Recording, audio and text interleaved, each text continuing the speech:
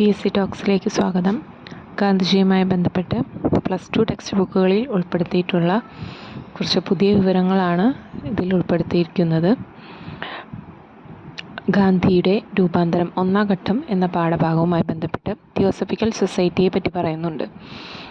Gandhiji 1891 March 26 London theosophical സൊസൈറ്റിയിലെ അംഗത്വം നേടിയിട്ടുണ്ട്. 1891 March 26. അതുപോലെ തന്നെ ഈ തിയോസഫിക്കൽ സൊസൈറ്റി 3 പേരാണ് രൂപീകരിച്ചിരിക്കുന്നത്. ഹെലന പെട്രോവ്ക, ഓൾക്കോട്ട്, ജഡ്ജ്, അങ്ങനെ 3 പേരാണ് തിയോസഫിക്കൽ സൊസൈറ്റി രൂപീകരിച്ചതിൽ നേതൃത്വം നൽകിയിട്ടുള്ളത്. അതുപോലെ തന്നെ ദ കീ ടു തിയോസഫി എന്ന പുസ്തകം മാഡം ബ്ലവറ്റ്സ്കിയുടെയാണ്. വളരെ ഇമ്പോർട്ടൻ്റ് ആയിട്ടുള്ളൊരു ബോൾഡ് ലെറ്റേഴ്സിൽ നൽകിയിരിക്കുന്ന ഒന്നാണ് ദ കീ ടു തിയോസഫി എന്ന് പറയുന്നത്. മാഡം ബ്ലവറ്റ്സ്കിയുടെ പുസ്തകമാണെന്നുള്ളത്.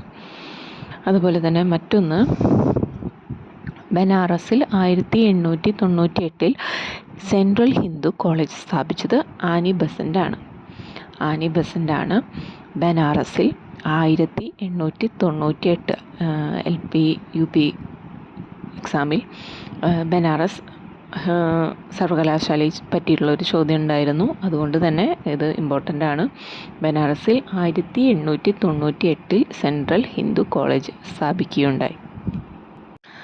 1882 അടയാറിൽ സൊസൈറ്റി, തിയോസഫിക്കൽ സൊസൈറ്റി അതിനുവേണ്ടി ഒരു സ്ഥലം വാങ്ങുകയും അവിടെ ആ വർഷം അവസാനം തന്നെ ആരംഭിക്കുകയും ചെയ്തതായിട്ട് ഇതിൽ പറയുന്നുണ്ട്. ഇങ്ങനെ 3 പ്രധാനപ്പെട്ട കാര്യങ്ങളാണ് ഈ പേജിൽ ഗാന്ധിജിയുമായി ബന്ധപ്പെട്ട് പറയുന്നത്. തിയോസഫിക്കൽ സൊസൈറ്റിയെ പറ്റിയും തിയോസഫിക്കൽ സൊസൈറ്റി സ്ഥാപിച്ചത് ആരെല്ലാമാണ് എന്നും, അതുപോലെ തന്നെ 1891 ഗാന്ധിജി അംഗമായിരുന്നു എന്നുള്ളതും,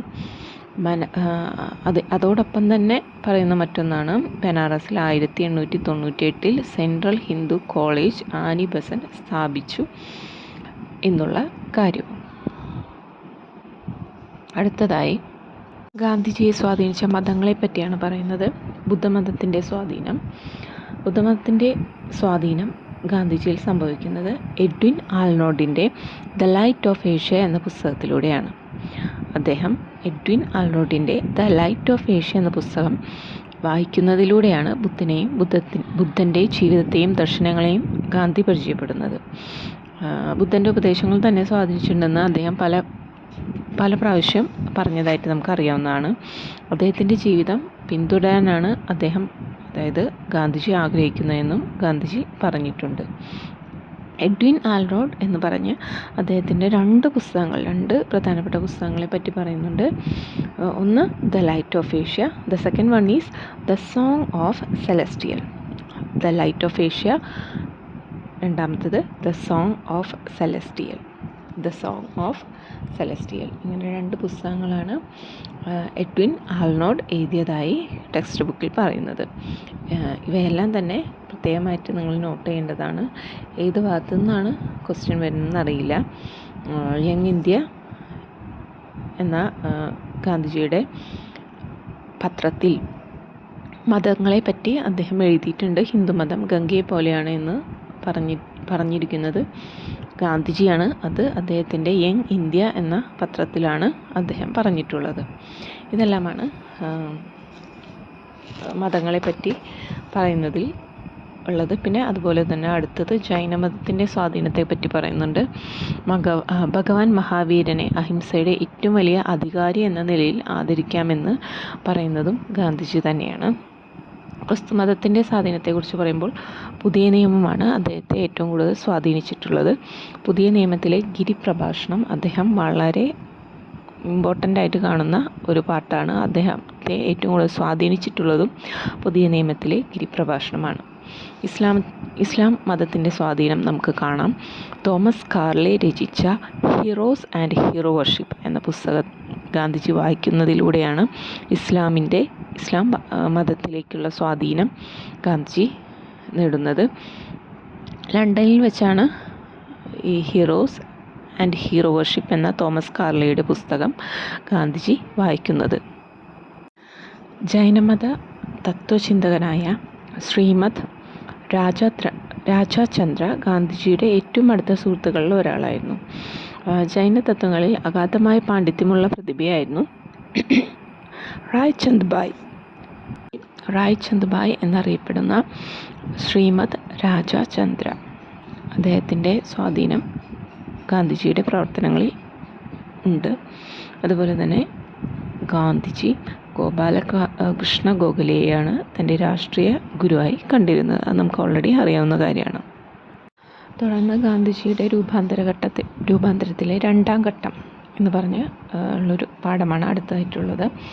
ദാദാ അബ്ദുള്ള ആൻഡ് കമ്പനി. ആ കമ്പനിയിലേക്കാണ് അദ്ദേഹം ദക്ഷിണാഫ്രിക്കയിൽ 1893 അദ്ദേഹത്തിൻ്റെ 24-ാം വയസ്സിൽ പോകുന്നത്. അതിനെ തുടർന്നാണ് അദ്ദേഹം അവിടെയുള്ള പ്രവർത്തനങ്ങൾ അല്ലെങ്കിൽ ഒരു രൂപാന്തരം ഗാന്ധിജിക്ക് സംഭവിക്കുന്നത്. മാധ്യമങ്ങൾ അസ്വീകാര്യനായ അതിഥി എന്ന വിശേഷണത്തോടെയാണ് ഗാന്ധിജിയെ ചിത്രീകരിച്ചിരുന്നത് എന്ന് പറയുന്നുണ്ട്. പീറ്റർ മാരിസ്ബർഗ് സംഭവം എല്ലാവർക്കും അറിയുന്നതാണ്. ഗാന്ധിജിയെ ട്രെയിനിൽ നിന്ന് പുറത്താക്കുന്ന വെള്ളക്കാർ പുറത്താക്കുന്ന ഒരു സംഭവം. അതും ആ സംഭവത്തെ പറ്റിയും ഈ പാഠഭാഗത്തിൽ പരാമർശിക്കുന്നുണ്ട്. എങ്കിൽ പോലും അതിൽ പ്രധാനപ്പെട്ട പോയിന്റുകളൊന്നും തന്നെ പഠിക്കാൻ PSC പരമായ പോയിന്റുകളൊന്നും പ്രത്യേകിച്ച് അതിലില്ല. കേസ് അവസാനിച്ച് ഗാന്ധിജി തിരിച്ചു പോരാൻ സമയത്താണ് ദക്ഷിണാഫ്രിക്കയിലെ ഇന്ത്യൻ വംശജരുടെ അവകാശങ്ങൾക്ക് മേൽ നിയന്ത്രണങ്ങൾ ഏർപ്പെടുത്തിക്കൊണ്ട് അവർക്ക് വോട്ടവകാശം നിരോധിച്ചുകൊണ്ടുള്ളൊരു നിയമം വരുന്നത്. അതിനെതിരെ ഗാന്ധിജി പ്രവർത്തിക്കണം എന്ന് തന്നെ ആഗ്രഹിച്ചു. അതിനായി അദ്ദേഹം നേറ്റാൾ ഇന്ത്യൻ കോൺഗ്രസ് എന്ന സംഘടന ആരംഭിക്കുകയുണ്ടായി. ഈ സംഘടന ദക്ഷിണാഫ്രിക്കയിലുള്ള ഇന്ത്യൻ ജനങ്ങളുടെ അവകാശങ്ങൾക്ക് വേണ്ടിയിട്ടാണ് അദ്ദേഹം ആരംഭിച്ചത്. 1894 മാർച്ച് 22-ന് നേറ്റാൾ ഇന്ത്യൻ കോൺഗ്രസ് ജന്മം കൊണ്ടത്. 1894 മാർച്ച് 22-ന്. തുടർന്ന് ദക്ഷിണാഫ്രിക്കയിലെ ഇന്ത്യക്കാർക്ക് വേണ്ടി അവരുടെ അവകാശങ്ങൾക്ക് വേണ്ടി അദ്ദേഹം എഴുതിയ ഒരു ലഘുലേഖ പച്ച ലഘുലേഖ എന്ന് അറിയപ്പെട്ടിരിക്കുന്നു. അത് അങ്ങനെ അറിയപ്പെടാൻ കാരണം അദ്ദേഹം എഴുതിയതിൻ്റെ ആ പുസ്തകത്തിൻ്റെ പുറംചട്ട പച്ചയായതുകൊണ്ടാണ് പച്ച ലഘുലേഖ എന്ന് അറിയപ്പെടുന്നത്. അതിനെ തുടർന്ന് അദ്ദേഹം ആരംഭിച്ച ഒരു പത്രമാണ് ഇന്ത്യൻ ഒപ്പീനിയൻ. 1904 ആണ് അദ്ദേഹം ഇന്ത്യൻ ഒപ്പീനിയൻ ഡർബനിൽ നിന്നാണ് ആരംഭിക്കുന്നത്. 1904 ഇന്ത്യൻ ഒപ്പീനിയൻ ഡർബനിൽ നിന്നാണ് ഗാന്ധിജി ആരംഭിക്കുന്നത്. മൻസുഖ്ലാൽ നാസർ ആയിരുന്നു പത്രത്തിൻ്റെ ചീഫ് എഡിറ്റർ മൻസുഖ്ലാൽ നാസർ. തുടർന്ന് ഇന്ത്യൻ ഒപ്പീനിയൻ എന്ന് പറയുന്നത് നേറ്റാൾ ഇന്ത്യൻ കോൺഗ്രസിൻ്റെ മുഖപത്രമായി മാറുകയാണ് ഉണ്ടായത്. ഇന്ത്യക്കാരുടെ എല്ലാ പ്രശ്നങ്ങളും അതിൽ ഉൾക്കൊള്ളിച്ചുകൊണ്ട് നേറ്റാൾ ഇന്ത്യൻ കോൺഗ്രസിൻ്റെ ഒരു മുഖപത്രമായി ഇന്ത്യൻ ഒപ്പീനിയൻ മാറി.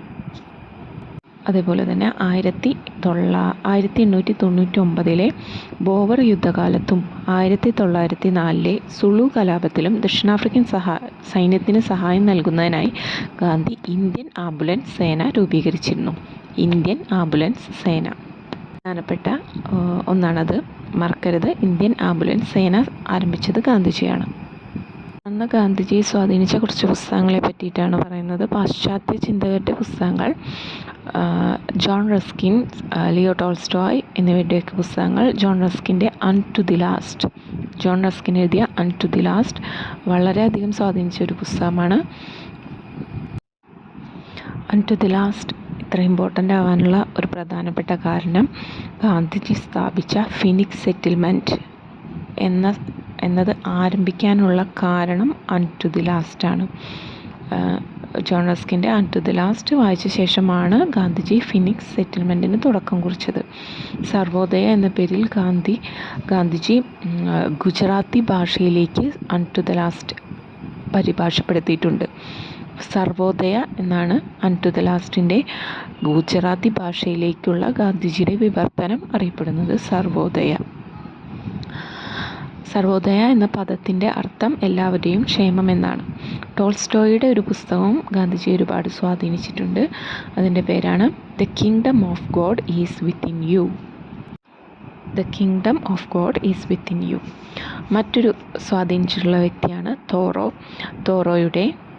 തോറോയുടെ essay on the duty of civil disobedience എന്ന പുസ്തകം അദ്ദേഹത്തെ നിയമങ്ങളൊക്കെ രൂപീകരിക്കാനായിട്ട് ഒരുപാട് സഹായിച്ചിട്ടുണ്ട്.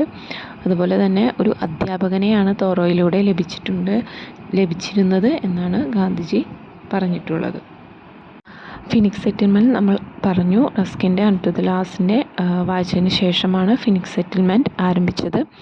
സമൂഹ ജീവിതം എന്ന ആശയത്തെ അടിസ്ഥാനമാക്കിയിട്ടാണ് അദ്ദേഹം ഫിനിക്സ് സെറ്റിൽമെൻറ്റ് ആരംഭിച്ചത്. സമൂഹത്തിലെയോ സ്ഥാപനത്തിലെയോ ഒക്കെ തൊഴിലോ ഒന്നും കണക്കാക്കാതെ, സമൂഹമോ സ്ഥാനമോ ഒന്നും കണക്കാക്കാതെ എല്ലാവർക്കും തുല്യമായ വേതനമാണ് ഇവിടെ അദ്ദേഹം നൽകിയിരുന്നത്. അതാണ് ഇതിൻ്റെ പ്രത്യേകത.